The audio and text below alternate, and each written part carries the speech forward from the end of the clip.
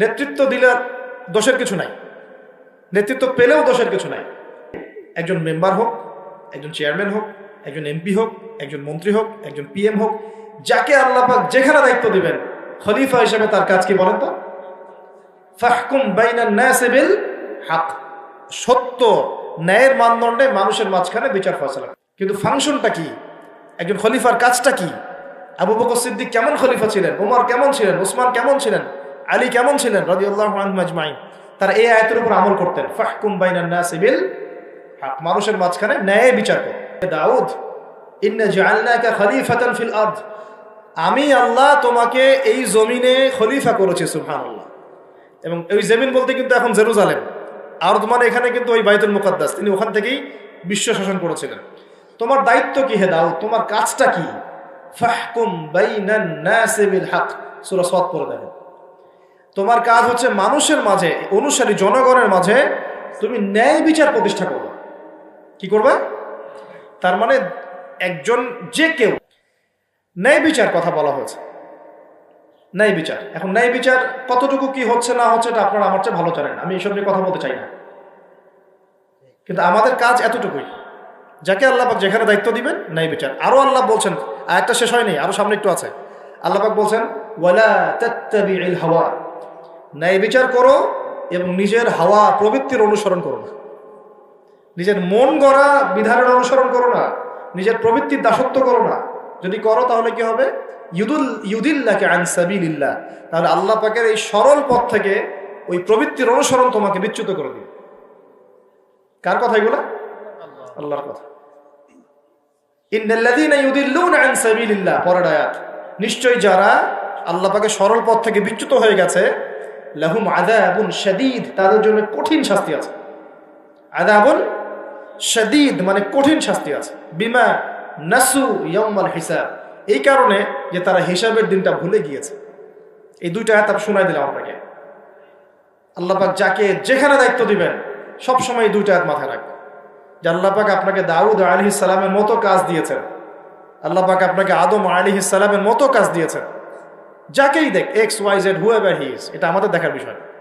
আমরা ধর্মতাত্ত্বিক দৃষ্টিকোণ থেকে শুধু মূলনীতিগুলো বলব। তাহলে এখানে খলিফার কাজ কি বুঝতে পারলাম?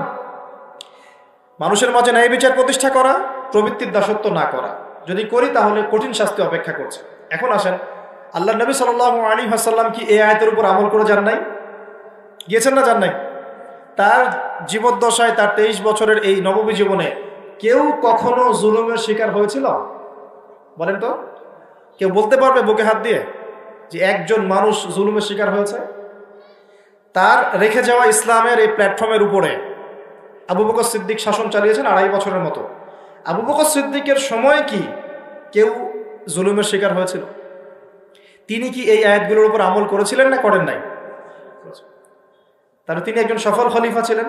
আমরা খলিফা এবং খেলাফা দুটার ব্যাখ্যা বুঝতে পারলাম। যে খলিফা আল্লাহ পাকের বিধান মেনে বিচার ফয়সালা করে, ওই শাসন ব্যবস্থাটাকেই বলা হয় খিলাফা। এটা নতুন কোনো মৌলবাদী শব্দ নয়, আমরা ভুল বুঝি, আমাদেরকে ভুল বোঝানো হয়। একজন খলিফা যে আল্লাহ পাকের বিধান অনুযায়ী বিচার ফয়সালা করে, তার ওই শাসন ব্যবস্থাটাকে বলা হয় খিলাফা, যেটা আসবে সামনে ঈসা আলাইহিস সালামের হাতে। এখন আপনি সর্বোচ্চ পর্যায়ে যান বিশ্বের, ইউনাইটেড নেশনস, এখানে খিলাফা কায়েম আছে? অনেস্টলি বলেন, এখানে কি আল্লাহর বিধান দিয়ে বিচার ফয়সালা করা হয়, নাকি ওদের পশ্চিমাদের মন করা বিধান দিয়ে করা হয়? 100-200 কেন, একদিনে যদি 1000টা বাচ্চাকেও বোম মেরে হত্যা করে দেয়, তারপরে ওরা ইসরায়েলের পাশেই থাকবে, বলবে আমরা আমাদের বন্ধুর পাশে আছি। আমাদের যদি এর পরেও চোখ না খুলে, তাহলে নিশ্চিত আমরা ইন্টারনালি ব্লাইন্ড, আধ্যাত্মিকভাবে অন্ধ হয়ে গেছি। আর যারা অন্ধ তারাই তো অন্ধ দাজ্জালের অনুসরণ করবে। আমি জানি আমাদের উপরের লেভেলে যারা আছেন তারা এগুলো সব ভালো করেই বোঝেন, কিন্তু পরিবেশ পরিস্থিতির কারণে অনেক সময় তারা সত্য কথা বা সাহস করে অনেক কিছু বলতে পারেন না। কারণ তারা অবশ্যই বোঝেন, তারা মুসলিম পরিবার থেকে এসেছেন। আমাকে বলেন, তাদের যে সিস্টেম, এই সিস্টেমের মধ্যে যে অর্থ ব্যবস্থাটা আছে, এটা সুদ ভিত্তিক না সুদ বিবর্জিত? তাহলে এটা কি আল্লাহ পাকের কোরআনের সাথে গাদ্দারি হয়নি? তাহলে ওর আন্ডারে থাকলে কি আমরা সত্যিকারের খেলাফা কায়েম করতে পারবো? সম্ভব না। ও যে মিডিয়াগুলো চালায়, এই মিডিয়াতে ও যা মানুষকে বোঝায় তাই। একজন মুসলমানকে যদি ও সন্ত্রাসী রূপে উপস্থাপন করে, সারা বিশ্ব বলে হ্যাঁ ও সন্ত্রাসী। একজন ব্যক্তি, আমি নাম মেনশন করছি না, গণহারে মানুষ হত্যা করেছে, তাকে শান্তিতে নোবেল পুরস্কার দেওয়া হয়েছে। এই হলো ওদের চরিত্র। মিডিয়া, ওদের পলিটিক্যাল সিস্টেম, ব্যাংকিং সিস্টেম, ওদের প্রযুক্তি, এগুলো কোনটা মুসলমানের স্বার্থে? কোনোটা কি মুসলমানের স্বার্থে? সবগুলো করেছে ওদের স্বার্থে। ওখানে গিয়ে আমরা সর্বোচ্চ কি করতে পারি? আমরা হয়তো ওই যে ফিদেল ক্যাস্ট্রোর মতো একটা ভাষণ দিতে পারবো, অথবা ওই গাদ্দাফির মতো একটা ভাষণ দিতে পারবো। যারাই সেখানে দাঁড়িয়ে লম্বা লম্বা লেকচার দিয়েছে, গরম গরম বক্তব্য দিয়েছে, ওদের সবাইকে হয় মেরে দেওয়া হয়েছে, নাহলে ক্ষমতাচ্যুত করা হয়েছে। আমাদের চোখ কবে খুলবে? এটা একটা কুফরি শক্তি। এটা এই পৃথিবীর সবচেয়ে বড় শিরক, সবচেয়ে বড় তাগুত, সবচেয়ে বড় কুফর। এর গোড়ায় গিয়ে আমাদেরকে আঘাত করতে হবে, এবং সেই আঘাতটা আমরা করতে পারবো না, আমরা জানি। সেই আঘাতটা করবে ইমামুল মাহদী এবং ঈসা আলাইহিস সালাম। আমি জানি আমরা কিছু করতে পারবো, এবং আমি আপনাকে করতেও বলছি না কিছু, ভবিষ্যৎটা বলে দিচ্ছি ইনশাআল্লাহ। এই বৈশ্বিক এই শিরক আর কুফর তাগুতের গোড়ায় শেকড়ে আঘাতটা করবে কে? ইমামুল মাহদী এবং ঈসা আলাইহিস সালাম। তারপরে আবার জেরুজালেম থেকে বিশ্ব শাসন হবে ইনশাআল্লাহ। তখন প্রত্যেকটা মুসলমানের হক অধিকার রক্ষা করা হবে। তখন মুসলমানরা এইভাবে মাথা নত করে বাঁচবে না, মাথা উঁচু করে বাঁচবে ইনশাআল্লাহ। এত সহজ যে মুসলিম বাচ্চাদেরকে বোম্বারে হত্যা করে ফেললো। আমি আপনাদেরকে দলিল দিলে রাত 2টা-3টা বেজে যাবে। একজন সাহাবীর হত্যার প্রতিশোধ নেওয়ার জন্য নবী সাল্লাল্লাহু আলাইহি ওয়াসাল্লাম 30,000 সৈন্যবাহিনী রেডি করে রোমানদের বিরুদ্ধে যুদ্ধ করতে পাঠিয়েছে। কজন সাহাবী? আবার একজন দিনী বোন, মুসলিম রমণী মহিলা সাহাবীর ইজ্জতের বিনিময়ে পুরা বনু কুরাইজার সাথে নবী যুদ্ধ করেছেন। নবী একজন রাষ্ট্রদূত পাঠিয়েছিলেন, খ্রিস্টানরা ওই রাষ্ট্রদূতকে হত্যা করেছিল। ওই একজন সাহাবীকে হত্যার প্রতিশোধ নেওয়ার জন্য আল্লাহ নবী সাল্লাল্লাহু আলাইহি ওয়াসাল্লাম মুতার যুদ্ধে চলে গিয়েছে। কি মনে করেছে মুসলমানদেরকে ওরা যা ইচ্ছা তাই করবে? যখনই মুসলিমরা ইসলামের পক্ষে কথা বলার চেষ্টা করে অথবা শক্ত অবস্থান দেখানোর চেষ্টা করে, ওরা কয়েকটা অস্ত্র প্রয়োগ করে, স্যাংশন দিয়ে দিব, তারপরে কি করব, টাকার মান কমিয়ে দিব, ভিসা বাতিল করে দিব। অনেক সমস্যা ওদের কাছে, এরকম 70 থেকে 72টা অস্ত্র থাকে, একটা একটা করে প্রয়োগ করে। স্যাংশন একটা অস্ত্র, ভিসা একটা অস্ত্র, টাকার মান ইনফ্লেশন হবে এটা একটা অস্ত্র, ঋণ দেওয়া বন্ধ করে দেবো একটা অস্ত্র, IMF এর লোন দিব না একটা অস্ত্র। এরকম অস্ত্র শেষ নাই। এগুলো আপনারা সবাই বুঝবেন না, পলিটিশিয়ানরা বুঝবেন। এই শক্তিটা, এই পুরো পশ্চিমাদের এই পুরো শক্তিটা, আমি বলছি না তাদের মধ্যে ভালো মানুষ না, এটা বলছি না। এটা যারা নিয়ন্ত্রণ করে তাদের নাম জায়নিস্ট। তারা কারা? এই জায়নিস্টরা কখনোই মুসলমানদের স্বার্থে কাজ করবে না। কশ্চিন কালেও তারা এই মুসলিম বাচ্চাদের রক্তের বদলা নিবে না। কশ্চিন কালেও তারা আমাদের এই ভাই বোনদের জীবনের মূল্য দিতে পারবে না। তারা আমাদের পক্ষে অবস্থান নিবে না। হাজার হাজার মুসলিমকে মেরে ফেলার পরেও তারা ওদেরই পক্ষে অবস্থান নিবে। এমনকি যে এগুলো নিয়ে কথা পর্যন্ত বলবে তাকেও গুপ্ত হত্যা করতে পারে। দ্য সিক্রেটস অফ জায়নিজম বইটা পড়ে দেখেন, হেনরি ফোর্ডের লেখা। উনি নিজেও ওদের একজন ছিলেন, বের হয়ে এসেছেন, পরে সৎপথে এসে বইটা লিখেছেন। বইটা পড়ে দেখেন, পড়াশোনা করেন। আমাদেরকে চোখ কান খোলা রেখে চলতে হবে। আমি এই মূল জায়গা থেকে আস্তে আস্তে শেষের দিকে আসতেছি, একটু মনোযোগ ধরে রাখেন। এটা হলো খেলাফা এবং খলিফার ফাংশন। এখন আবু বকর সিদ্দিক কি এটা আমল করে দেখেন নাই? উমর ইবনে খাত্তাব, তার 10 বছরের শাসন, কত বছর?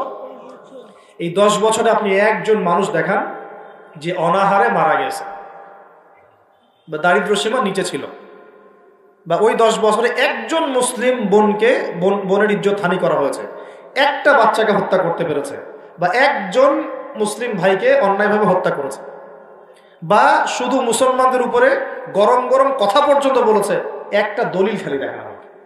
10 বছর আপনি দেখাতে পারবেন না। বরং মানুষ চাকরি ছেড়ে দিচ্ছে এসে, ইয়া আমিরুল মুমিনিন, আমার কোর্টে তো মামলাই আসে না, আমাকে অযথা বেতন দেন কেন? এই যে বর্তমান রাষ্ট্র ব্যবস্থার কাঠামো, এটা ওমর রাদিয়াল্লাহু আনহু দিয়েছেন। তার জীবনী পড়ে দেখেন, ইতিহাসগুলো পড়ে দেখেন। এখন এই 10 বছর যদি এভাবে চালানো যায় তাহলে আমরা কেন এখন দুর্বল হচ্ছি? আরো সামনে যান, ওই 10 বছরে উমর রাদিয়াল্লাহু আনহু এই বাইতুল মুকাদ্দাসও জয় করেছিলেন, মনে আছে? উটের পিঠে তিনি একবার চড়েছেন, তারপর ভিত্তকে উঠিয়েছেন, ওটা নিয়ে কাজী নজরুল ইসলাম কবিতা লিখেছিলেন। এগুলো তো এখন নাই। কবিতাটা, এটা তো আমিরুল মুমিনিন কবিতা ছিল না একটা আগে, ওটা তো এখন আপনারা পড়তে পারেন না। কেন পড়তে পারেন না এটা আপনারা বুঝবেন।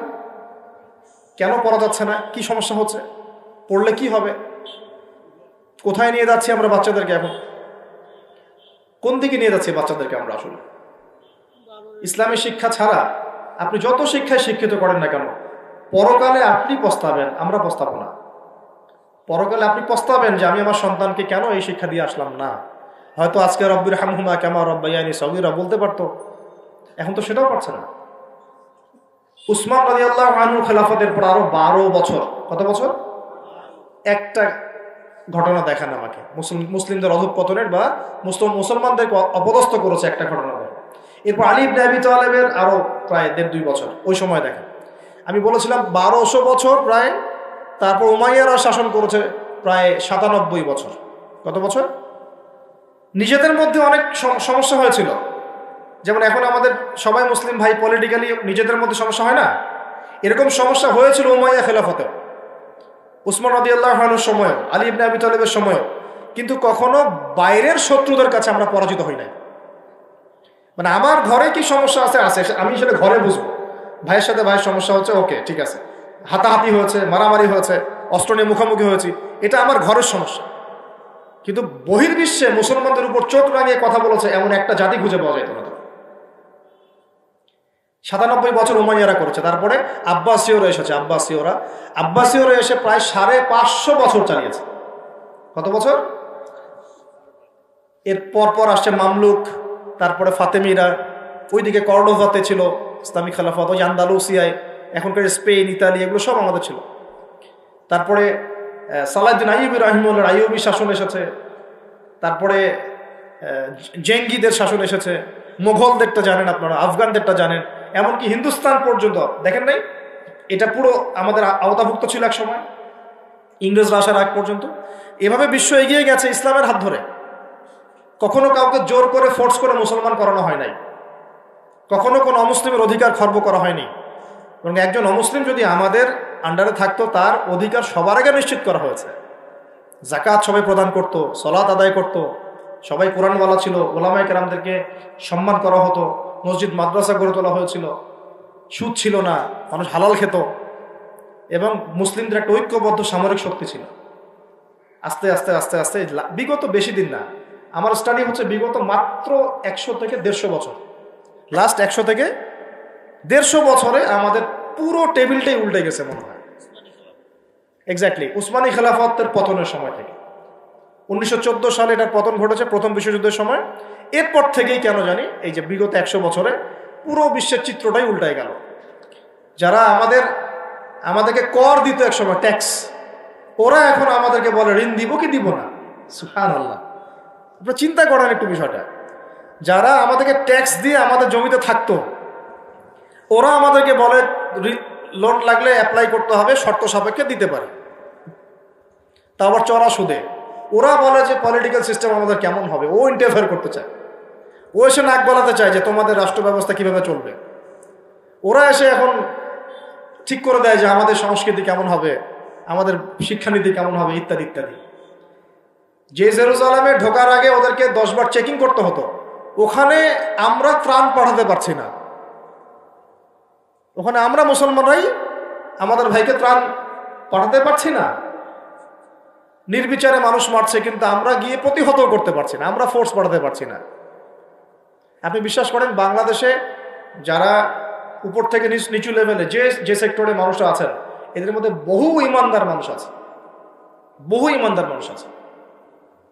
পলিটিশিয়ানদের মধ্যে, র্যাবে, বিজিবিতে, আর্মিতে, আনসারে, প্রত্যেকটা জায়গায় এমন বহু মানুষ আছে যাদেরকে যদি আপনি পাঠাতেন যে যাও ওই জালেমদের বিরুদ্ধে অস্ত্র ধরো, দেখতেন ওরা বুক পেতে শহীদ হয়ে যেত।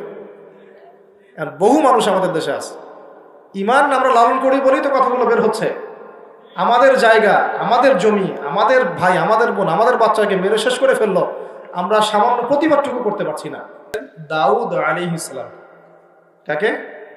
আচ্ছা, এবার একটু খলিফা কি এটা বুঝি, তারপরে সামনে যাই। আল্লাহ পাক বলছেন বিসমিল্লাহির রহমানির রহিম, ওয়া ইয ক্বালা রাব্বুকা লিল মালায়েকা ইন্নী জাইলুন ফিল আরদি খলিফা। বলেছেন তো সবাই? সমস্যা হচ্ছে আমরা সবাই কোরআন তো পড়ি কিন্তু হয়তো বুঝি না, বা এর উপযুক্ত ব্যাখ্যা আমাদের সামনে হয়তো পেশ করা হয় না, কারণ আমরা তো বেশিরভাগ সময় একে অপরের গোশত খাওয়া নিয়ে ব্যস্ত আছি আর কি, তাই না? এবং এটাকে আমরা কি বলবো, যে ভালো কাজ মনে করি, হকের পথ মনে করি। বস্তুত এটাই শেষ জামানা, যখন সাদাকে কালো মনে হবে, কালোকে সাদা মনে হবে, হককে বাতিল মনে হবে, বাতিলকে হক মনে হবে, যেটা ন্যায় ওটাকে অন্যায় মনে হবে, যেটা অন্যায় সেটাকেই ন্যায় মনে হবে। নবী সাল্লাল্লাহু আলাইহি ওয়াসাল্লাম বলে গিয়েছেন, আনতালিদাল আমাতু রাব্বাতুহা, শেষ জামানায় দাসী তার মনিবকে জন্ম দিবে, দাসী তার মনিবকে জন্ম দিবে। কখনো দাসী তার মনিবকে জন্ম দেয় না, মানে ন্যায় অন্যায়, হক বাতিল, সত্য মিথ্যা, এগুলোর মানদণ্ড উল্টে যাবে। ন্যায় হবে অন্যায়, অন্যায় হবে ন্যায়, হক হবে বাতিল, বাতিল হবে হক। যেটা সত্য সেটাই মিথ্যা মনে হবে, যেটা মিথ্যা সেটাই সত্য মনে হবে, যেটা অন্ধকার সেটাকে আলো মনে হবে, যেটা আলো সেটাকে অন্ধকার মনে হবে। আনতালিদাল আমাতু রাব্বাতুহা, হালালকে মানুষ হারাম করবে, হারামকে হালাল করবে। আমার কথা বুঝতে পারছেন কি না বেশি গভীর হয়ে যাচ্ছে? আমি সহজ করার চেষ্টা করছি। এখন আসেন, আল্লাহ পাক বলছেন, ওয়া ইয ক্বালা রাব্বুকা লিল মালায়েকা, হে নবী মুহাম্মদ বলেন সাল্লাল্লাহু আলাইহি ওয়াসাল্লাম, স্মরণ করেন সেই সময়ের কথা। আল্লাহ নবীকে বলা হচ্ছে স্মরণ করেন সেই সময়ের কথা, মানে মহাবিশ্বের লক্ষ লক্ষ বছর আগে, হয়তো কোটি কোটি বছর আগে। ওয়া ইয ক্বালা রাব্বুকা লিল মালায়েকা, আপনার রব এই ফেরেশতাদেরকে বলেছিলেন। কাদেরকে বলেছিলেন? কি বলেছিলেন? ইন্নী জাইলুন ফিল আরদি খলিফা, আমি এই আরদে মানে পৃথিবীতে আমার খলিফা পাঠাতে চাই। সুবহানাল্লাহ। পৃথিবীতে কেউ ছিল না এর আগে, জিন জাতি ছিল। জিন জাতি, কোন জাতি? জিন জাতি বলে একটা জাতি আছে, বিশ্বাস করেন তো নাকি? আচ্ছা, এখন এই জিন জাতি যখন ফাসাদ সৃষ্টি করে, আল্লাহ পাক ওদেরকে সরিয়ে দেন, দিয়ে আল্লাহ পাক নতুন করে কোন সৃষ্টি পাঠানোর ইরাদা করেন। তখন ফেরেশতাদেরকে বলেন যে আমি পৃথিবীতে আমার খলিফা পাঠাতে চাই। কি পাঠাতে চাই? শব্দটা আবার বলেন, খলিফা। আচ্ছা, এবার আসেন তো ফেরেশতারা বলেন, আতাজআলু ফিহা, আপনি কি এমন কাউকে সেখানে পাঠাতে চাচ্ছেন, মাই ইউফসিদু ফিহা, যে পৃথিবীতে গিয়ে ফাসাদ সৃষ্টি করবে, দাঙ্গা হাঙ্গামা ফাসাদ সৃষ্টি করবে, ওয়া ইয়াসফিকুদ দিমা, এবং একে অপরের রক্ত ঝরাবে, রক্তপাত ঘটাবে। ওয়া নাহনু নুসাব্বিহু বিহামদিকা ওয়া নুকদ্দিসু লাক, অথচ আমরাই তো আপনার প্রশংসা করি, তাসবিহ পাঠ করি, কি প্রয়োজন? আপনি কি এমন কাউকে পাঠাতে চাচ্ছেন যে পৃথিবীতে গিয়ে দুইটা কাজ করবে? ফেরেশতারা বলেছেন কয়টা কাজ করবে? এক, বলেন, ফিতনা ফাসাদ সৃষ্টি করবে। দুই, একে অপরের রক্তপাত ঘটাবে। পুরো বিশ্বের দিকে তাকায় দেখবেন এবার, এই মানব জাতি এই দুইটা কাজ করতেছে, হয় ফিতনা ফাসাদ সৃষ্টি করতেছে অথবা রক্তপাত ঘটাচ্ছে। এখানে ভাই ভাই রক্ত ঝরাচ্ছে, প্রতিবেশী প্রতিবেশীর, কোনো সময় সামাজিক এক দল আরেক দলের, কোনো সময় এক রাজনৈতিক দল আরেক রাজনৈতিক দলের, কোনো সময় এক বিশ্বের একটা দেশ আরেকটা দেশের। পুরো বিশ্বে ছোট থেকে বড় যে স্তরে আপনি উঠবেন দেখবেন রক্তপাত রক্তপাত রক্তপাত। নবীজি বলে গিয়েছিলেন শেষ জামানায় এই রক্তপাতটা প্রচুর বাড়বে, এত বাড়বে যে হত্যাকারী জানবে না কেন তাকে মারলাম, আর নিহত ব্যক্তিও বুঝবে না কেন আমি মরলাম। সুবহানাল্লাহ, চিন্তা করতে পারেন? গাজার বাচ্চারা জানে না যে কেন তাকে মারা হলো, আর যারা মারছে ওরাও জানে না কি কারণে মারছে, কি অপরাধ ওটা। ইয়েমেনের বাচ্চারা জানে না কেন বোমটা এসে পড়লো, আর যে ফেললো সেও জানে না কি জন্য ফেললাম। আপনারা রাস্তায় গন্ডগোল করতে যান অনেক সময়, যে বের হয় সেও জানে না কেন, কিসের উদ্দেশ্যে লড়ছি, আর যে মারে সেও জানে না কি জন্য ভাইকে মারলাম। এটা শেষ জামানা। হত্যাকারী ব্যক্তি জানবে না যে কেন আমি হত্যা করছি, মাকতুল জানবে না যে কেন আমি মরলাম। শেষ জামানা হারাজ বাড়বে, হারাজ হারাজ হারাজ। নবীজি বলছেন হারাজ বাড়বে, সাহাবীরা বলছেন হারাজ কি ইয়া রাসূলুল্লাহ? নবীজি বলছেন যে মানে অস্বাভাবিক হারে হত্যাকাণ্ড বাড়তে থাকে। আমি পরিসংখ্যান দিয়ে দিই আপনাকে দুইটা। শুধু প্রথম বিশ্বযুদ্ধেই এই 4-5 বছরের মধ্যে প্রায় 1.5 থেকে 2 কোটি মানুষ মারা গেছে। কত কোটি? আর আরো বেশি, অনেকে বলেন 2.5 কোটি 3 কোটি, আমি একটা মিনিমাম রেঞ্জ বললাম। আর দ্বিতীয় বিশ্বযুদ্ধে মারা গেছে প্রায় 6 থেকে 7 কোটি। 6 থেকে 7 কোটি। শুধু আমেরিকার একটা পারমাণবিক বোমা যেটা জাপানে পড়েছে হিরোশিমায়, ওতেই লক্ষ লক্ষ লোক মারা গেছে। এখন পর্যন্ত ওদের যে বংশ পরম্পরা, ওই যে পারমাণবিক বোমার যে প্রভাব, এটা এখন পর্যন্ত আছে। নাগাসাকিতে যেটা পড়েছে দ্বিতীয় বোমা, ওটার নাম ছিল ফ্যাটম্যান, আর প্রথমটার নাম ছিল লিটল বয়। এগুলো অনেক আগের বোম। আর এখনকার পারমাণবিক বোমগুলো কত শক্তিশালী এটা বলার অপেক্ষা রাখে না। একটা পুরো দেশকে এক মুহূর্তে উড়াই দিতে পারে। বাংলাদেশের মতো একটা ছোট্ট দেশ, এরকম ছোট্ট একটা দেশকে একটা বোমা দিয়ে উড়িয়ে দেওয়া সম্ভব। ইংল্যান্ডের মতো একটা দেশকে একটা রাশিয়ান হাইপারসনিক ক্ষেপণাস্ত্র দিয়ে উড়িয়ে দেওয়া সম্ভব। আর এখনকার সমরবিদ্যা নিয়ে যারা ঘাটাঘাটি করেন, তারা এটা আশঙ্কা করছেন যে প্রথম বিশ্বযুদ্ধের মতো, দ্বিতীয় বিশ্বযুদ্ধের মতো আরো একটা তৃতীয় বিশ্বযুদ্ধ হয়তোবা বিশ্ববাসী দেখতে যাচ্ছে। হয়তোবা, আল্লাহ ভালো জানেন, আমরা তো গ্যারান্টি দিয়ে বলতে পারবো না, কিন্তু পরিস্থিতি ওইরকমই মনে হচ্ছে। তবে এতটুকু জেনে রাখেন, হাদিসের মধ্যে মালহামা নামে একটা শব্দ আছে। কি শব্দ? নবীজি বলেছেন ইউফ্রেটিস নদী, মানে ফোরাত নদী। ইউফ্রেটিস কোন নদী? এই ফোরাত নদী অচিরেই তার ভূগর্ভস্থ সোনার পাহাড় বের করে দিবে। ফোরাত নদী অচিরেই তার সোনার পাহাড় বের করে দিবে, এবং ওই সোনাকে নিয়ে মারামারি করতে আসবে যে মানুষগুলো, তাদের মধ্যে প্রত্যেক 100 জনের মধ্যে 99 জন মানুষ মারা যাবে। আর ওই একজন ব্যক্তি যে বেঁচে থাকবে, সে ধারণা করবে আমি সেই ব্যক্তি যে সোনাটা পাবো। আর মুসলিমদেরকে নবীজি বলছেন, তোমরা যদি ওই সময় ওই জায়গায় থাকো, কোনো মুসলমান যদি সেটা দেখে, তোমরা সেই সোনায় হাতও দিবে না। আরেকটা হাদিস এসেছে যে অচিরেই রোমকরা, পশ্চিমারা আরবদের সাথে চুক্তি ভঙ্গ করবে এবং 80টা পতাকা নিয়ে তাদের বিরুদ্ধে যুদ্ধে নেমে যাবে। কয়টা পতাকা? 80টা। এবং প্রত্যেক পতাকার নিচে থাকবে 12,000 করে সৈন্য। কত হাজার? একটা যুদ্ধে এত বেশি 99% মানুষ মারা যাওয়াটা স্বাভাবিক না, এটা অস্বাভাবিক। ঢাল তলোয়ার AK-47 যুদ্ধে এমনটা হবে না বা হয় না। হয়তো এমন কোন অস্ত্র সেখানে প্রয়োগ করা হতে পারে, এটা আমাদের ধারণা, আল্লাহ ভালো জানেন, যেই অস্ত্রগুলো দিয়ে অল্প সময়ে বেশি বেশি মানুষ মেরে ফেলা সম্ভব। ঠিক যেমন এখনকার নিউক্লিয়ার ওয়েপেন্স বা থার্মোনিউক্লিয়ার ওয়েপেন্স হতে পারে, আল্লাহ ভালো জানেন। তো বিশ্ববাসী এরকম একটা মালহামা দেখার অপেক্ষায় আছে। এই মালহামার পরেই আসবেন ইমামুল মাহদি। ইমামুল মাহদির পরে আসবে ঈসা ইবনে মারিয়াম। ঈসা ইবনে মারিয়ামের পরে আসছে ইসলামিক খেলাফত। ওই খেলাফত থেকে খলিফা, এই শব্দটা নিয়ে কথা বলছি এখন। আমি আবু বকর সিদ্দিকে ছিলাম রাদিয়াল্লাহু আনহু।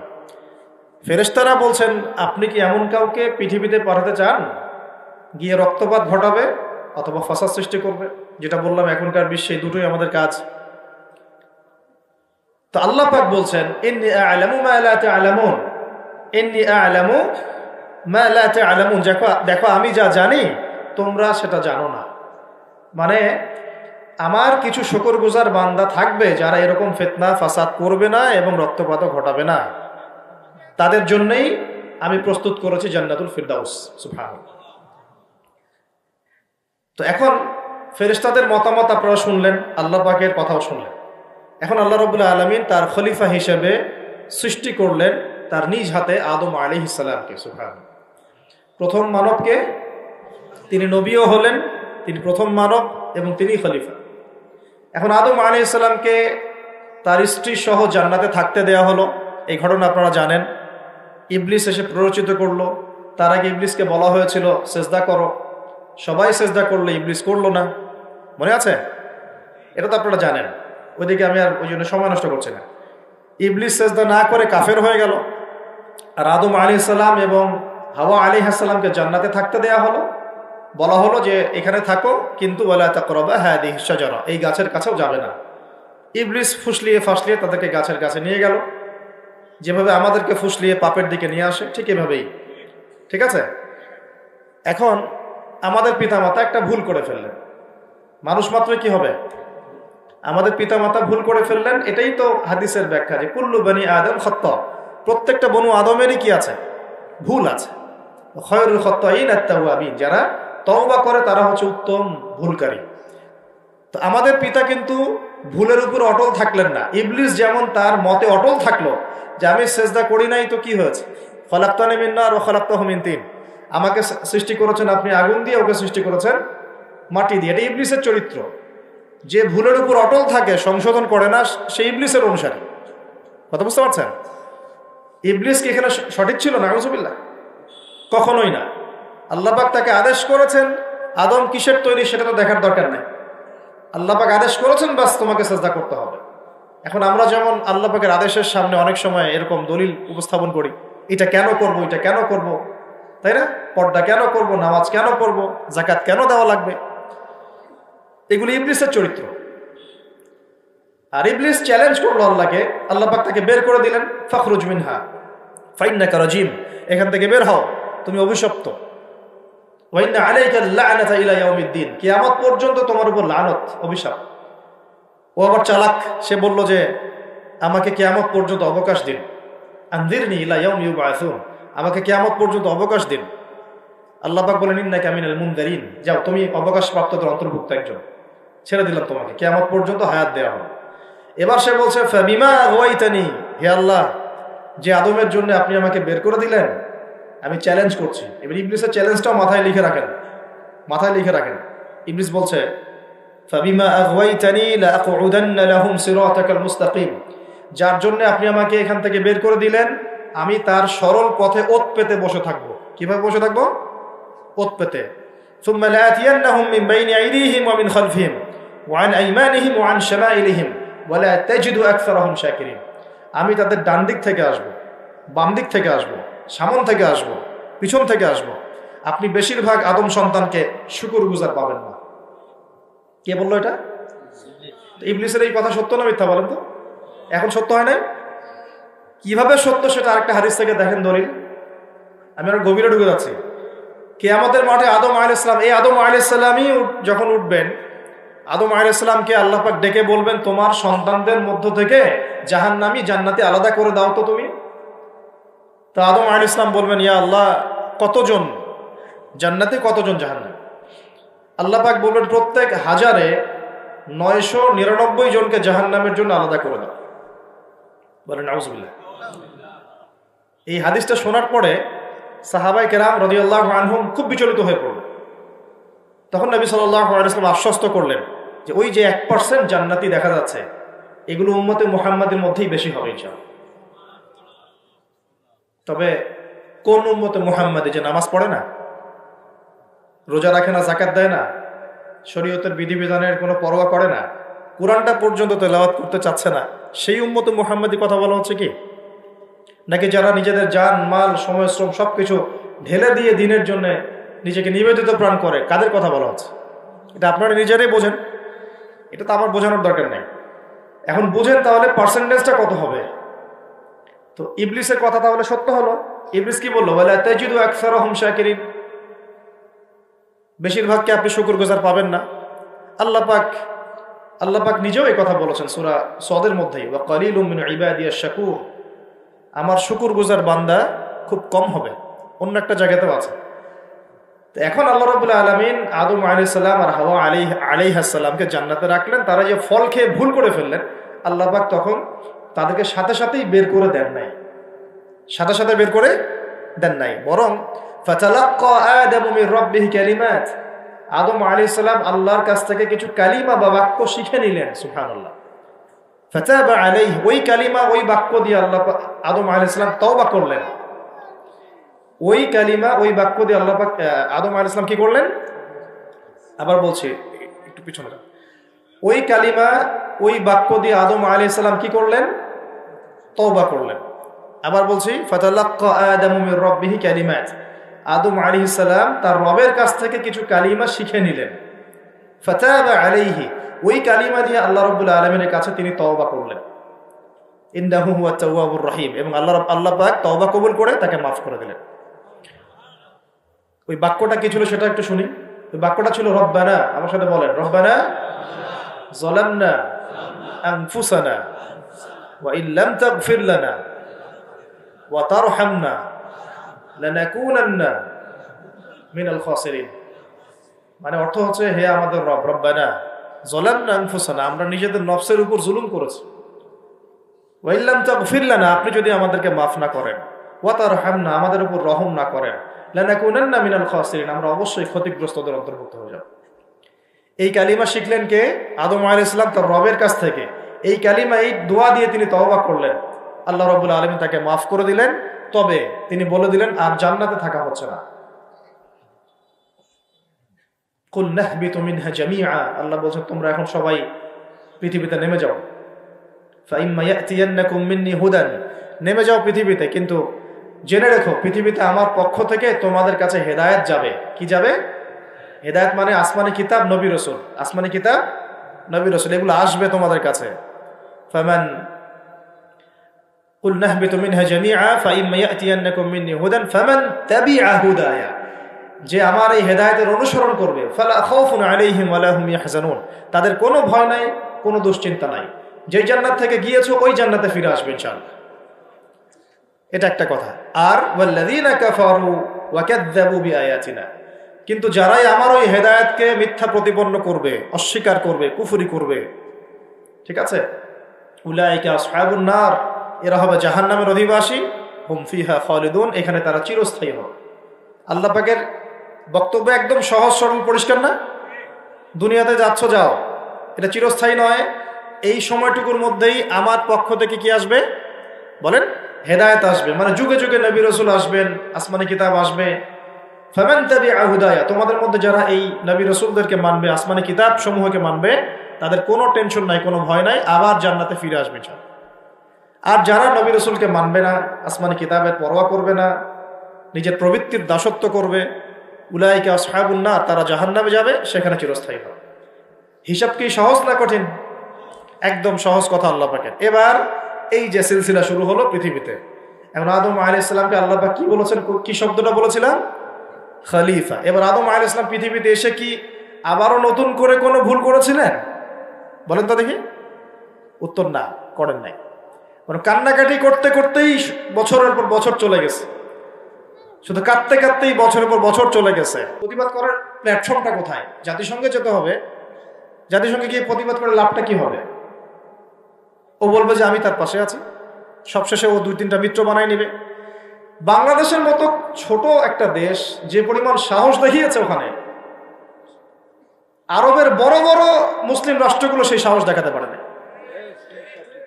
কিসের ওয়াইসি নাটক, সার্কাস মনে হয় এগুলাকে। 110-20 জন বসবে, খ্যাপসা খাবে, খ্যাপসা আর ওই যে কি ফাহাম, এগুলো খাবে বসে বসে, কোকোকলা পান কর, কোকোকলা, স্প্রাইট। শেষমেশ সবাই মিলে একটা সিদ্ধান্তে আসলো যে নিন্দা জানানো দরকার, নিন্দা জানাই।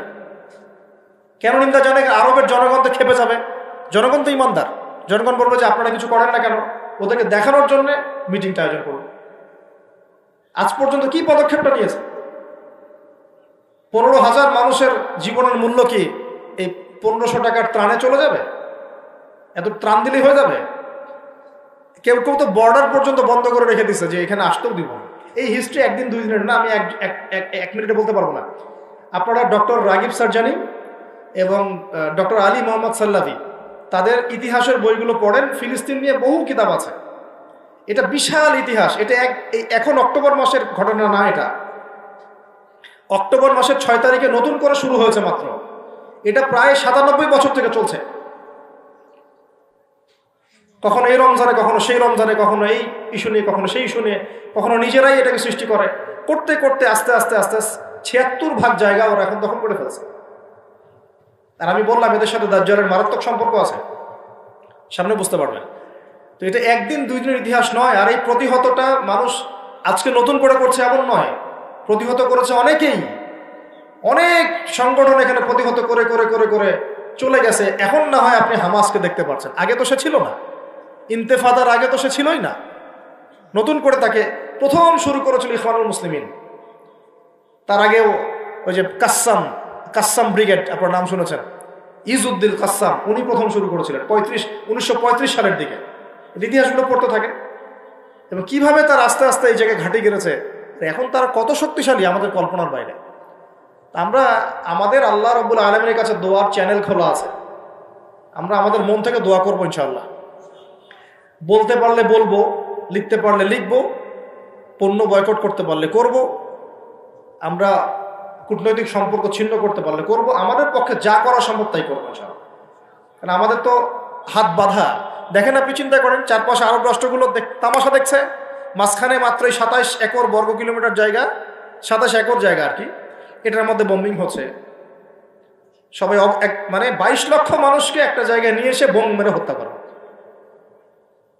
মানে ভাবটা এরকম যে ধরেন বাইতুল মোকাররমে সব মুসলমানকে ঢুকিয়ে বিষ প্রয়োগ করে হত্যা করা, যেমন এরকম আর কি, স্প্রে মেরে হত্যা করার মতো। অল্প একটু জায়গা, এর মধ্যে 22 লাখ মানুষকে ঢুকিয়ে দিয়ে বোম মেরে মেরে হত্যা করা হচ্ছে। এর চেয়ে বড় জুলুম পৃথিবী আর কোথাও দেখে নাই। ওই জায়গাটাকে আল্লাহ পাক বরকতময় বলেছেন, ওই জায়গাটাকেই আল্লাহ পাক বরকতময় বলেছেন। কেন? ওই জায়গা থেকে আল্লাহ পাক বেশি বেশি শহীদ কবুল করছেন, সুবহানাল্লাহ। এটাও বোঝেন, ওই জায়গা থেকে বেশি বেশি শহীদ আল্লাহর কাছে যাচ্ছে এবং তারা জীবিত, তারা জান্নাতে আছেন এখন ইনশাআল্লাহ। তবে শেষ করে দিয়ে একটা হাদিস দিয়ে, নবী সাল্লাল্লাহু আলাইহি ওয়াসাল্লাম এই জায়গা সম্পর্কে বলেছেন, শেষ জামানায় লা তাযালু তাইফাতুম মিন উম্মতি যাহিরিনা আলাল হক লা ইয়াদুররুহুম মান খাযিলাহুম।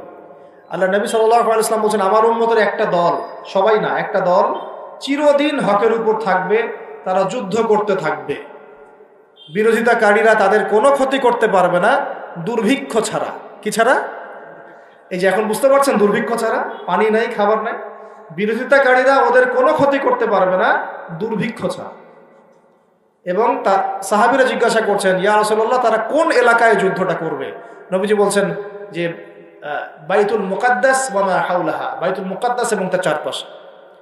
আরেকটা জায়গা আসছে যে ফিল দিমাশক, মানে যে সিরিয়ার দামেস্ক এবং তার চারপাশে। নবীজি বলছেন সর্বশেষ এই দলটা দাজ্জালের সাথেও যুদ্ধ করবে। তো এই দিকে পৃথিবী যাবে। এখন আমরা আজকে সংক্ষিপ্ত আলোচনায় এতটুকু বোঝানোর চেষ্টা করলাম। দেখুন, আমরা পৃথিবীতে এমনি এমনি আসি নাই, আল্লাহ পাকের খলিফা হয়ে এসেছে। আল্লাহ পাকের খলিফার কাজ নিজে আল্লাহ পাকের বিধান মেনে চলা, তারপরে সবার আগে আমার পরিবারকে মানানোর চেষ্টা করানো। যদি পরিবার মানে আলহামদুলিল্লাহ, যদি না মানে দাওয়াত দেয়াই আমার কাজ, এতটুকু পর্যন্ত। আর যদি আমার সন্তান হয় তাহলে তাকে আমি ফোর্স করতে পারি, চাপ দিতে পারি, কিন্তু আমি আমার পিতাকে তো চাপ দিতে পারবো না, আমার মাকে আমি চাপ দিতে পারবো না, দাওয়াত দিতে পারবো। আমার স্ত্রী সন্তানদেরকে আমি চাপ দিতে পারবো। তো খলিফা নিজেও হব, নিজের পরিবারের মধ্যেও সেই খলিফার সুন্নতগুলো থাকবে। তারপরে আমি আমার সাধ্যমতো সমাজে এটার প্রচার প্রসার ঘটাবো। আল্লাহ পাক যদি কবুল করেন, বড় পরিসরেও খিলাফা কায়েম হবে ইনশাআল্লাহ। আর আল্লাহ পাক যাকে যেখানে দায়িত্ব দিবেন তার মনে রাখা উচিত হবে তিনি হচ্ছেন এই পৃথিবীতে আদম আলাইহিস সালামের সন্তান। তিনি এই পৃথিবীতে ওই দাউদ আলাইহিস সালামের রোল প্লে করছেন। এরপরে তার সাধ্য অনুযায়ী সে ইসলাম কেন্দ্রিক সমাজ গঠনের চেষ্টা করবে। যদি না পারে বা প্রতিবন্ধকতা থাকে, ওজোর আপত্তি আল্লাহর কাছে পেশ করবে। আর যদি একেবারেই অস্বীকার করে, কুফরি করে, তাহলে তার শাস্তি আল্লাহ পাক তাকে দিবেন। আর সর্বশেষ কথা হলো, এই খিলাফার বদৌলতেই 4 খলিফার যুগ থেকে, এই যে আমি আপনাকে 1914 সাল পর্যন্ত দেখালাম, এই মুসলিম বিশ্ব দাপটের সাথে মাথা উঁচু করে বেঁচেছিল। আর বিগত 100 বছরে যখন এগুলো আস্তে আস্তে উঠে গেছে, ড্যামলিশ হয়েছে, তখন আস্তে আস্তে পুরো টেবিলটাই উল্টে গেছে। এখন সত্যি কথা বলতে, পুরো ওয়ার্ল্ডের যত বড় বড় অস্ত্রশস্ত্র সেগুলো ওদের হাতে। ওটার দাপট আপনাকে ভয় দেখায়, ওটা সবচেয়ে বড় পাওয়ার। তারপরে প্রযুক্তিগুলো ওর হাতে, মিডিয়াগুলো ওর হাতে, ওদের হাতে, অর্থনৈতিক সিস্টেম, সুদভিত্তিক ব্যাংকিং সিস্টেম ওদের হাতে। যতগুলোর নাম বলে না, federal reserve, IMF, world bank, সব ওদের। তো এখন এই অবস্থাতে বিশ্বটা চলছে। এটা কি চিরস্থায়ী হবে? উত্তর হচ্ছে না, এটা চিরস্থায়ী হবে না। আজকে হোক আর কালকে হোক আর 100 বছর পরেই হোক, এটা চিরস্থায়ী হচ্ছে না ইনশাআল্লাহ।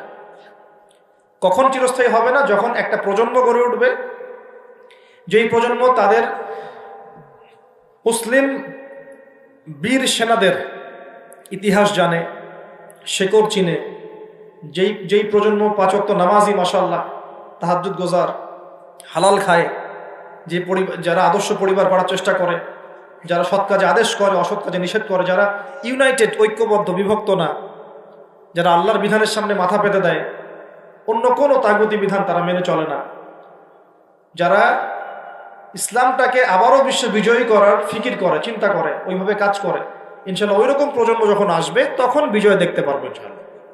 তবে আমার মনে হয় না যে এখন সেই প্রজন্ম আছে বা চলছে, আমার মনে হয় না। কারণ এখন আমরা বেশিরভাগ ক্ষেত্রেই দুনিয়া নিয়ে ব্যস্ত হয়ে গেছি। আমরা অনেকেই নামাজ ছেড়ে দিয়েছি। কোরআন তো মাশাআল্লাহ আমরা বললাম প্রথমে যে অনেকেই পড়তে জানি না, সুন্নাহ মাফিক জীবনযাপন করছি না। পরিবার তো আসলে কি বলবো, নিজের বলতে নিজেরই খারাপ লাগে। অনেক পরিবার এখন জাহান্নামের টুকরা হয়ে গেছে, জাহান্নামের টুকরা হয়ে গেছে। সৎ কাজে আদেশ সবাই করছি না, অসৎ কাজে নিষেধ সবাই করছি না। ভাইয়ে ভাই আমরা গোশত খাওয়া নিয়ে ব্যস্ত হয়ে আছি, খালি মারামারি, কাটাকাটি, দাঙ্গা হাঙ্গামা। এমনকি দাড়ি টুপিওয়ালা মানুষরাও এখন একে অপরের গোশত খাচ্ছে বসে বসে, অনেকেই। কে কার ভুল ধরতে পারবে, কে কাকে অপদস্থ করতে পারবে, কে কাকে জাতির সামনে ছোট করতে পারে, মানে এগুলোই মনে হচ্ছে আমাদের কাজ। অথচ আমরা মূল লক্ষ্য থেকে কোথায় সরে গেলাম, মূল লক্ষ্যটা থেকে কত দূরে সরে গেলাম। আল্লাহ পাক আমাদেরকে সেই মূল বিষয়গুলো বোঝার তৌফিক দান করুন। ঘরের পাশে আগুন লাগলে কি ভাই আপনি এখানে ভাইয়ে ভাইয়ে তর্ক করবেন? আগুন আগে নিয়ে ভাবো। পুরো বিশ্বে আগুন জ্বলে গেছে, আগুন জ্বলছে পুরো বিশ্বে। তারা অঘোষিত ক্রুসেড রচনা করেছে, অঘোষিত, ঘোষণা দিয়ে রচনা করে নেই, ভিতরে ভিতরে অঘোষিত ক্রুসেড রচনা করেছে। ওরা একটা জিনিসই চিনে যে লা ইলাহা ইল্লাল্লাহ কালিমা কে পড়ে ওকেই ধরতে হবে। ওদের চিন্তা এরকম। সবার না, আমি বলছি ওদের মধ্যে সবাই খারাপ তা বলছি না, কিন্তু জায়নিস্টদের কথা বলছি না। আপনাকে দেখবেন আপনি শিয়া না সুন্নি, আপনি আহলে হাদিস না হানাফি, আপনি শাফিঈ না হাম্বলি, আপনি বাংলাদেশি না পাকিস্তানি, এগুলো কিচ্ছু দেখতে আসবে না। ওরা শুধু চিনে একটা কালিমা, লা ইলাহা ইল্লাল্লাহ মুহাম্মাদুর রাসূলুল্লাহ। যারাই পড়ছে এদেরকে ধরো, টার্গেট করো। তারা মুসলিম এবং ইসলামকে মিটিয়ে ফেলতে চায়। আল্লাহ পাক কোরআনে এটা বলেছেন, ইউরিদুনা লিইউতফিউ নূরাল্লাহি বিআফওয়াহিহিম। তারা আল্লাহ পাকের এই নূর মানে কোরআন, হাদিস, ইসলাম, এটাকে মুখের ফুৎকারে নিভিয়ে ফেলতে চায়। আল্লাহ বলছে ওয়াল্লাহু ইউতিম্মু নূরাহু, কিন্তু আল্লাহ পাক তার নূরকে প্রজ্বলিত করবেন। ওয়ালাউ কারিহাল কাফিরুন, যদিও এই কাফেররা এটা পছন্দ করে না। মানে এটা প্রজ্বলিত করার দায়িত্ব আল্লাহ পাকই নিয়েছেন। কখন হবে? 2-3টা আয়াত বলে শেষ করে দেই খালি। আল্লাহ পাক বলেছেন ইন তানসুরুল্লাহা ইয়ানসুরুকুম, তোমরা যদি আল্লাহকে সাহায্য করো, মানে তোমরা যদি আল্লাহর দ্বীনকে সাহায্য করো, তাহলেই আল্লাহ তোমাদেরকে সাহায্য করবে। এমনি এমনি সাহায্য নামবে না। এই যুগটা আবরাহার যুগ না, যে আবরাহা হস্তি বাহিনী নিয়ে হেঁটে যাবে আর আসমান থেকে পাখি আসবে ঝাঁকে ঝাঁকে, আবাবিল তৈরন আবাবিল নেমে আসবে। এটা সেই যুগ না। এখানে আপনাকে আপনার রিজিকের ফয়সালা যেমন নিজেকে করতে হয়, কাজ করতে হয় না, আকাশ থেকে মান্না সালওয়া পড়ে, রিজিক আল্লাহ দেন, কাজ আমাকে করতে হয়। ঠিক একইভাবে দিন প্রতিষ্ঠার ক্ষেত্রে ওইভাবেই কাজ না করলে আল্লাহ রাব্বুল আলামিন আসমান থেকে বিজয় দিবেন না। ইন তানসুরুল্লাহা ইয়ানসুরকুম, তোমরা যদি আল্লাহকে সাহায্য করো তবেই আল্লাহ তোমাদেরকে সাহায্য করবে। ওয়া ইউসাব্বিত আকদামাকুম, তোমাদের পা আল্লাহ পাক সুদৃঢ় করে দিবেন ইনশাআল্লাহ। সুবহানাল্লাহ। আরো বলেছেন আল্লাহ পাক ইন্নাল্লাহা লা ইউগাইয়িরু মা বিকওমিন, আল্লাহ পাক কোনো কওমের অবস্থা ততক্ষণ পরিবর্তন করেন না। শুনে নেন, আল্লাহ পাক কোনো কওমের অবস্থা ততক্ষণ পরিবর্তন করে না হাত্তা ইউগাইয়িরু মা বিআনফুসিহিম, যতক্ষণ না তারা নিজেদের অবস্থা পরিবর্তনের চেষ্টা করছে। আল্লাহ পাকের কথার উপর কোনো কথা নাই, এর উপর কোনো ওয়াজি নাই। আমাদের কথা তো কিচ্ছু না, আল্লাহ পাকের কথার উপর কোনো কথাই নাই। ইন তানসুরুল্লাহা ইয়ানসুরকুম, তোমরা আল্লাহকে সাহায্য করো, আল্লাহর দ্বীনকে সাহায্য করো, আল্লাহ তোমাদেরকে সাহায্য করো। ওয়া ইউসাব্বিত আকদামাকুম, পা শক্ত করে দিবেন ইনশাআল্লাহ, কেউ টলাতে পারবে না। আর ইন্নাল্লাহা লা ইউগাইয়িরু মা বিকওমিন, মনে রাখো আল্লাহ পাক কোনো কওমের অবস্থা, কোনো জাতির অবস্থা ততক্ষণ পরিবর্তন করেন না যতক্ষণ না হাত্তা ইউগাইয়িরু মা বিআনফুসিহিম, যতক্ষণ না তারা নিজেদের অবস্থা পরিবর্তনের চেষ্টা করছে। আর সর্বশেষ কথা আল্লাহ পাক বলছেন ওয়া ইন তাতাওয়াল্লাউ, যদি তোমরা মুখ ফিরায় চলে যাও, যে তোমরা যদি মুখ ফিরিয়ে উল্টা দিকে চলা শুরু করো, যেমনটা আমরা করছি আর কি এখন, তাহলে আল্লাহ কি করবেন? আল্লাহ বলছেন ইয়াস্তাবদিল কওমান গায়রাকুম, আল্লাহ তোমাদের সবাইকে সরিয়ে দিবেন। বলে নাউজুবিল্লাহ। ইয়াস্তাবদিল কওমান গায়রাকুম, আল্লাহ পাক তোমাদের সবাইকে সরিয়ে দিয়ে নতুন কওম নিয়ে আসবেন। সুম্মা লা ইয়াকুনু আমসালাকুম, তারা তোমাদের মতো হবে না, তারা তোমাদের মতো অপদার্থ হবে না। কিভাবে সরাতে পারেন? এক মহামারীতে সরাতে পারেন, পারেন না? এক ভূমিকম্পে সরাতে পারেন। 5-6 মাত্রা ভূমিকম্প হলেই শেষ, ঢাকা শেষ, একদম 60% মানুষ দেখবেন ডেড, নাউজুবিল্লাহ। তাহলে কিসের বড়াই, কিসের? আল্লাহ পাকের কোরআনের আয়াতগুলো থেকে আমরা শিক্ষা নিব না, নিব না? ওয়াইন তাতাওয়াল্লা ইয়াস্তাবদিল কওমান গায়রাকুম সুম্মা লা ইয়াকুনু আমসালাকুম। সর্বশেষ আল্লাহ পাক বলেন ইয়া আইয়ুহাল্লাযীনা আমানু, হে মুমিনগণ, ইসবিরু, তোমরা সবর করো। ইসবিরু ওয়া সাবিরু ওয়া রাবিতু, তোমরা সবর করো, সবরের প্রতিযোগিতা করো এবং তাকওয়া অবলম্বন করো এবং তোমাদের আখের গোছাও, তোমরা প্রস্তুতি নাও, তোমরা এসব বিজয়ের প্রস্তুতি নাও, লাআল্লাকুম তুফলিহুন, যাতে করে তোমরা সফল হতে পারো। আল্লাহ পাক আমাদের সবাইকে আলোচনা বোঝার তৌফিক দান করুন। আল্লাহ পাক আমাদের সবাইকে তার জমিনে তার খলিফা হওয়ার তৌফিক দান করুন। সেই সোনালী যুগের ইসলাম আবার ফিরিয়ে আনার তৌফিক দান করুন। আল্লাহ পাক ইসলামটাকে আমাদের কাছে বোঝার তৌফিক দান করুন। যারা ইসলামের বিকৃত ব্যাখ্যা করে, এইসব ব্যাখ্যা থেকে আল্লাহ পাক আমাদেরকে হেফাজত করুন। আল্লাহ পাক ইসলামের নামে সব ধরনের উগ্রপন্থা থেকে আমাদেরকে হেফাজত করুন। এবং একই সাথে ইসলামের নামের সব ধরনের শিথিলতা থেকে আল্লাহ পাক আমাদেরকে হেফাজত করুন। আল্লাহ পাক আমাদেরকে মধ্যমপন্থী জাতি বানায় দেন, আপোষের সমস্ত টোন্দল আল্লাহ মিটায় দেন এবং আমাদের যুব সমাজকে কোরআনওয়ালা বানায় দেন, সুন্নাওয়ালা বানায় দেন। আমাদের পরিবারগুলোকে আল্লাহ পাক জান্নাতের টুকরা বানায় দেন। আল্লাহ পাক আমাদের সন্তানদেরকে মানুষ করার তৌফিক দান করেন। আসন্ন সেই বিজয়ে আল্লাহ পাক আমাদেরকে অংশ নেওয়ার তৌফিক দান করেন। দিনের জন্য জানমাল ব্যয় করে, জানমাল সময় শ্রম যা আছে আল্লাহর জন্য ঢেলে দেওয়ার তৌফিক দান করেন।